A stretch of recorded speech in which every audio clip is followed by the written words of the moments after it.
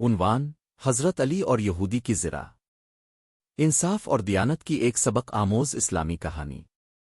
خلیفہ وقت حضرت علی رضی اللہ عنہ ایک دن بازار سے گزر رہے تھے کہ انہوں نے ایک یہودی کو دیکھا جس کے پاس ایک ذرا یعنی لوہے کا وہ لباس جو جنگ میں پہنا جاتا ہے تھی۔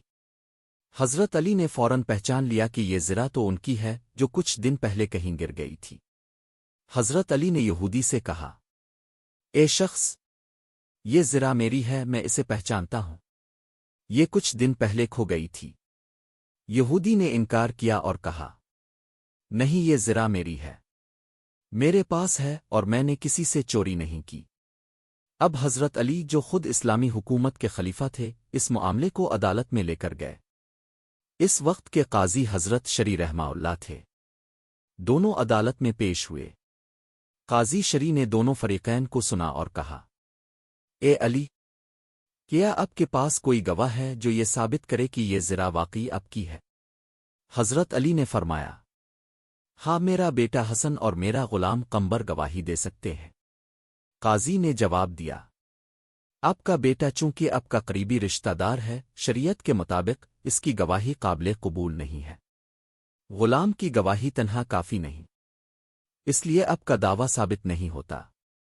حضرت علی نے مسکرا کر کہا، میں قاضی کے فیصلے سے راضی ہوں۔ قاضی شری نے ذرا یہودی کے حوالے کر دی۔ یہودی بہت حیران ہوا۔ اس نے کہا، یہ کیسا دین ہے جس میں خلیفہ عدالت میں حاضر ہوتا ہے اور قاضی اس کے خلاف فیصلہ کرتا ہے اور خلیفہ اسے بخوشی قبول بھی کر لیتا ہے؟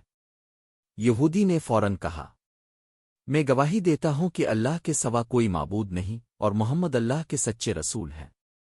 پھر اس نے ذرا حضرت علی کو واپس کر دی اور خوشی سے اسلام قبول کر لیا۔ اخلاقی سبق: ایک، اسلام میں انصاف سب کے لیے برابر ہے، چاہے وہ حاکم ہو یا عام آدمی۔ دو، حضرت علی کا کردار ہمیں سکھاتا ہے کہ دیانتداری اور عدل ایمان کا حصہ ہے۔ تین، انصاف اور اچھے اخلاق لوگوں کے دل جیتنے کا بہترین طریقہ ہے۔